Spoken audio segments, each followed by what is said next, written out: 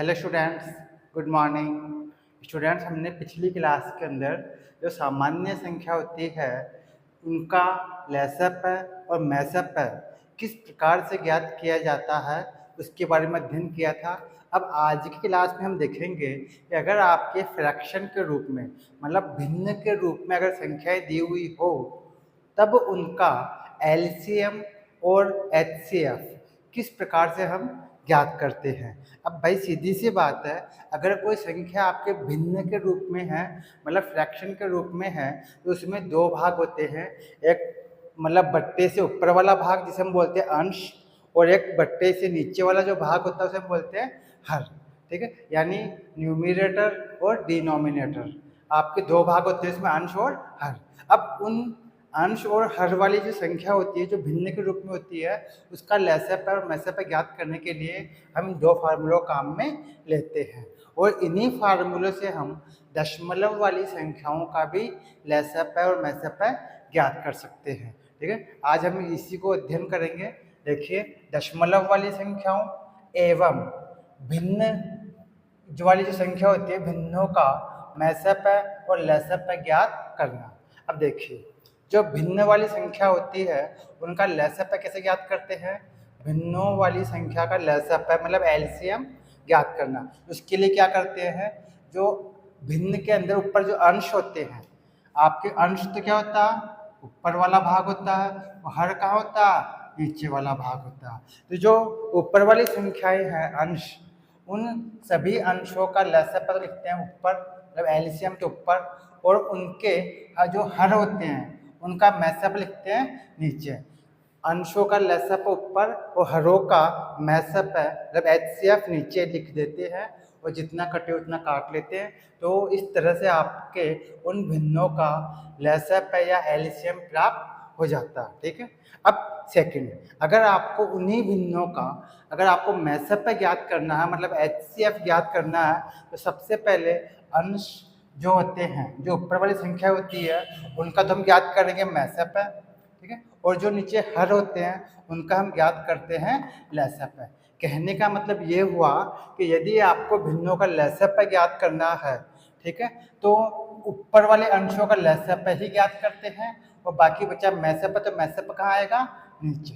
ठीक है, और जब हम मैसअप ज्ञात करते हैं भिन्नों का, सबसे ऊपर आप भिन्न अंशों का मैसअप ज्ञात करेंगे ऊपर तो, और नीचे लिखेंगे भिन्नों का जो हर होता उनका लेसअप वो नीचे आ जाएगा। ठीक है, अभी दोनों फार्मूले नोट कर लीजिए। अब हम इससे जुड़े कुछ क्वेश्चन देखते हैं जिसमें आपके दशमलव वाली संख्या भी होगी और भिन्न के रूप में जो फ्रैक्शन होते हैं उनका भी लेसअप और मैसअप ज्ञात करना हम सीखेंगे। ठीक है, अब देखिए, आपके पास कुछ भिन्न दी हुई है। मान लीजिए 2/3, 2/3, 4/7 और एक हम ले लेते हैं 12/35 का एलसीएम आपको ज्ञात करना है। ठीक है, ये आपको एलसीएम ज्ञात करना है इनका। अब देखिए, यहाँ पर आपके भिन्न के रूप में है तीनों संख्याएं, तीन संख्याएं दी हुई है, ये तीन संख्याएं, इन तीनों का आपको एलसीएम ज्ञात करना है। अब अभी मैंने आपको बताया था कि भिन्नों का जो भिन्न होती है उनका एलसीएम कैसे ज्ञात करते हैं भाई। अंशों का जो अंश होते हैं, ठीक है, इसको बोलते हैं न्यूमिनेटर, तो अंशों का एलसीएम अपॉन हरों का एचसीएफ। ठीक है, इस तरह से हम ज्ञात करते हैं। भिन्नों का एलसीएम ज्ञात करना हो हम इस तरह से हम काम में लेते हैं। अभी हमने लिखा था उसी को हम शॉर्ट फॉर्म में से लिख दिया।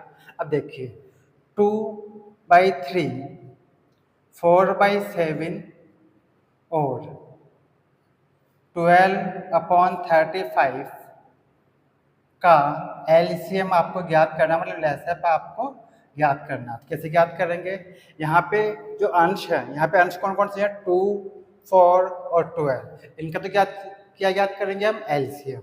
लिखेंगे एलसीएम ज्ञात करेंगे हम किस किस का, 2 का, 4 का और 12 का, क्योंकि ऊपर वाली संख्या आपके पास यही है। इन तीनों का तो हम एलसीएम ज्ञात करेंगे। और नीचे जो हर होते हैं उनका एचसीएफ आपको ज्ञात करना। यहाँ पे हर क्या 3 है, 7 है और 35 है। तो यहाँ पे एचसीएफ ज्ञात करना आपको। एचसीएफ आपके हो जाएगा 3 का, 7 का और 35 का। इन तीनों का आपको एचसीएफ ज्ञात करना। अब देखिए आपको मैंने बता दिया था पिछली क्लास के अंदर कि अगर 2, 4 और 12 तीनों का एलसीएम ज्ञात करना हो तो आप आसानी से याद कर सकते हैं फैक्टर करके, ठीक है। और वैसे 2 का, 4 का, 12 का जब आप एलसीएम ज्ञात करेंगे, लसअप ज्ञात करेंगे, इनका तीनों का लसअप आपको प्राप्त होगा 12। कितना प्राप्त होगा? 12, ठीक है। अब देखिए यहाँ पर है 3, 7, ठीक है, और 35। इन तीनों का आपको क्या ज्ञात करना है? मैसअप है। इन तीनों का मैसअप है आपके होगा 1। कितना प्राप्त होगा इन तीनों का मैसअप है? 1, क्योंकि इन तीनों में कोई भी अंक कॉमन नहीं हो सकता। इसमें अधिकतम जो कॉमन संख्या होती है वही आपका मैसअप होता है।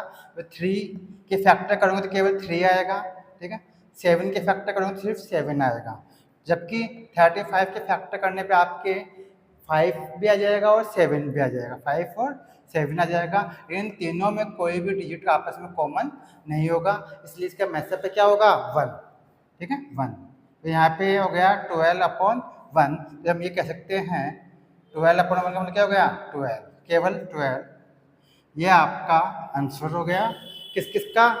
2/3, 4/7 और 12/35 का जो एलसीएम है वो आपके 12 होगा, केवल 12 होगा। समझ में आया कुछ?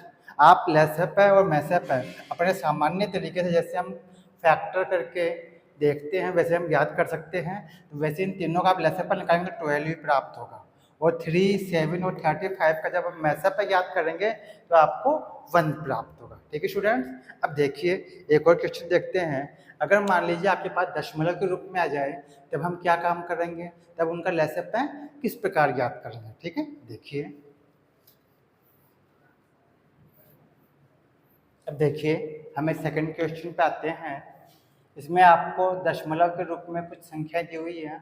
मान लीजिए 1.6, 1.6, 0.32, 0.32 और एक संख्या हम और ले लेते हैं इसके अंदर 0.049, ठीक है, 0.049 का लसअप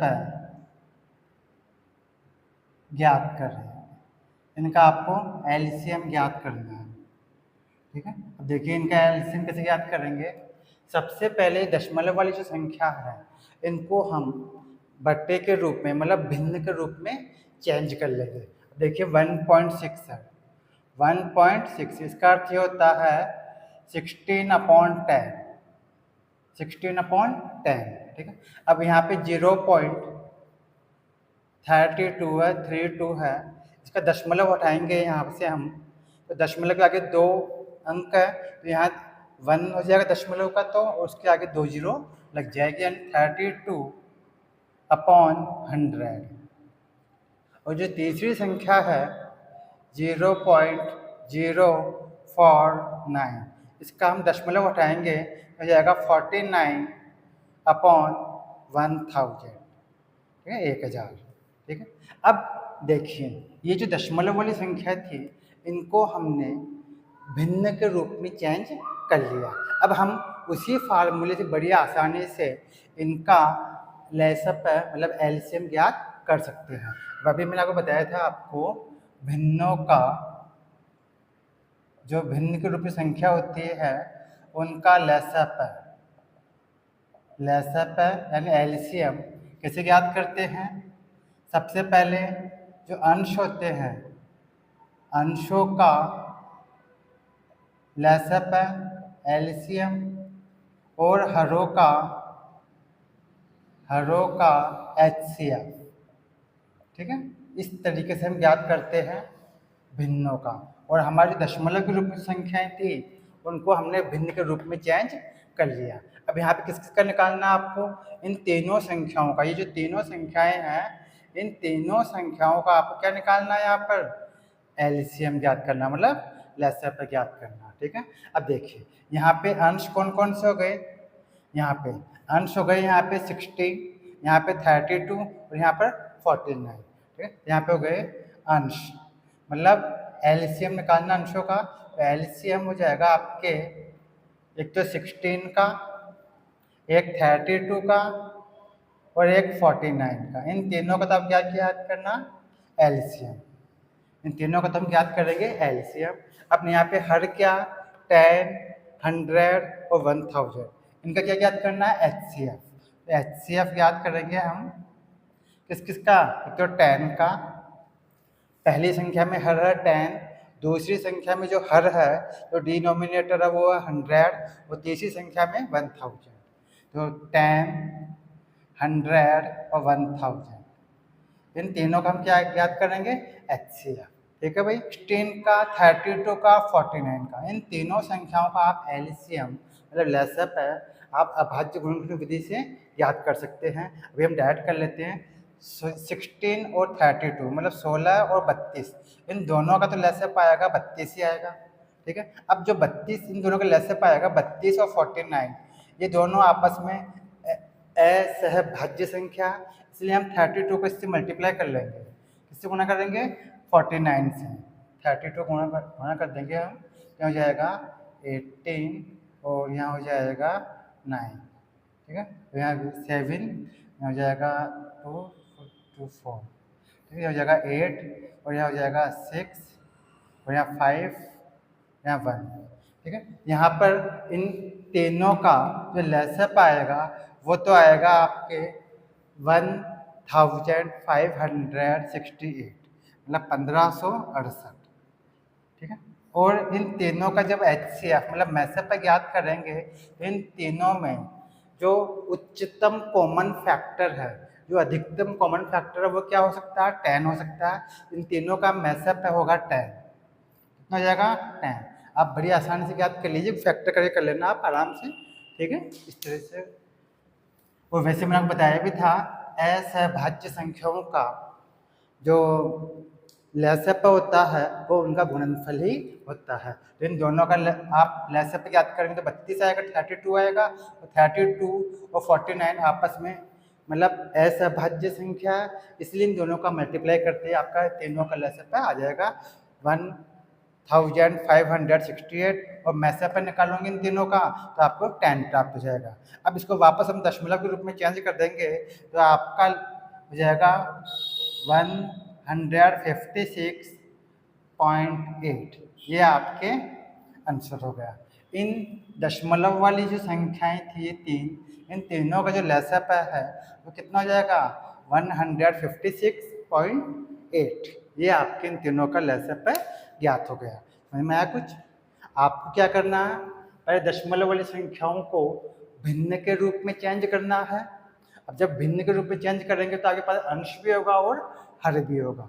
फिर आपको ये फार्मूला लगाना लसाअ वाला, इसमें अंशों का लसाअ ऊपर और हरों का मैसअप नीचे कर देते हैं, और फिर आपकी जो भी संख्या प्राप्त हो उसको आप या तो डिवाइड कर लीजिए या उसमें भाग दे लीजिए, तो आपका दशमलव के रूप में वापस से लसाअ प्राप्त हो जाएगा। ठीक है स्टूडेंट्स, अब देखिए ये तो हुई लसाअ की बात। अब हम आते हैं मैसअप के ऊपर। या एचसीएफ मतलब मैसअप कैसे ज्ञात करेंगे उसको भी देख लीजिए। ठीक है, देखिए एक क्वेश्चन लेते हैं हम, जिसमें हम मैसअप ज्ञात करेंगे। देखिए आपके पास कुछ एक संख्याएं हैं, जैसे 1/3, 2/9, 2/9, 5/6 और एक और ले लेते हैं और 4/27। 4/27 का मैसअप ज्ञात करो। अभी तक हमने लसाअ ज्ञात किया था, अब हम इनका मैसअप ज्ञात करेंगे। यहाँ पर आपके पास चार संख्याएं हैं, जो चारों संख्याएं आपके भिन्न के रूप में मतलब फ्रैक्शन के रूप में दी हुई है। 1/3, 2/9, 5/6 और 4/27 दिया हुआ है। अब मैंने आपको बताया था भिन्नों का जो भिन्न होती है, ठीक है, भिन्नों का मैसअप मतलब कैसे ज्ञात करते हैं। सबसे पहले हम जो अंश होते हैं, अंश अंश अंशों का HCF, अंशों का HCF ज्ञात करेंगे और हरों का LCM ज्ञात करेंगे। ठीक है, इस तरह से हम भिन्नों का मैसअप ज्ञात करते हैं।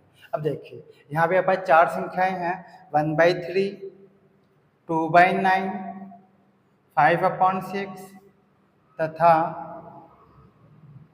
4/27 का मैसअप है या HCF। ठीक है, यानी HCF या मैसअप एक ही बात है। ठीक है, अब देखिए सबसे पहले यहाँ पे जो अंश है 1, 2, 5 और 4, इन तीनों का तो हम मैसअप है मतलब HCF ज्ञात करेंगे। लेंगे HCF ज्ञात करना, पहले आपको ऊपर किस किस का, 1 का, 2 का, 5 का और 4 का, इन चारों संख्याओं का आपको HCF ज्ञात करना पड़ेगा। और नीचे जो हर है मतलब डिनोमिनेटर जो है 3, 9, 6 और 27, इनका क्या ज्ञात करना पड़ेगा, LCM। इनका हम ज्ञात करेंगे LCM। इसमें आपके LCM ज्ञात करना 3 का, 9 का, 6 का और 27 का। ठीक है, इनका आपको LCM ज्ञात करना है। ठीक है, अब देखिए यहाँ पर 1, 2, 5 और 4, ठीक है, यहाँ पर चार संख्याएं हैं। इन चारों संख्याओं को जब आप मैसअप ज्ञात करेंगे, इन चारों संख्याओं में एक के अतिरिक्त और कोई भी सार्वगुणनखंड नहीं होगा। एक क्या फैक्टर में, एक में तो एक का ही डिवाइड होगा, 2 क्या फैक्टर करोगे 2 में 2 का डिवाइड होगा, 5 के में 5 का ही डिवाइड होगा। इन चारों में कोई भी आपके कॉमन फैक्टर नहीं होगा, इसलिए इन चारों जो संख्याएं हैं इनका मैसअप है मतलब HCF कितना प्राप्त होगा आपको, 1।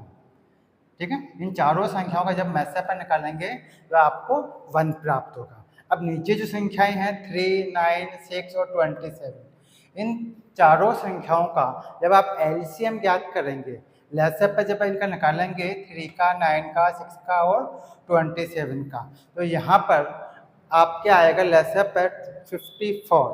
ठीक है, 54 में 27 का भी डिवाइड हो जाएगा, 6 का भी डिवाइड हो जाएगा, 9 का भी डिवाइड हो जाएगा, ठीक है, और 3 का भी डिवाइड हो जाएगा। तो इनका आपके लैसअप आएगा 54।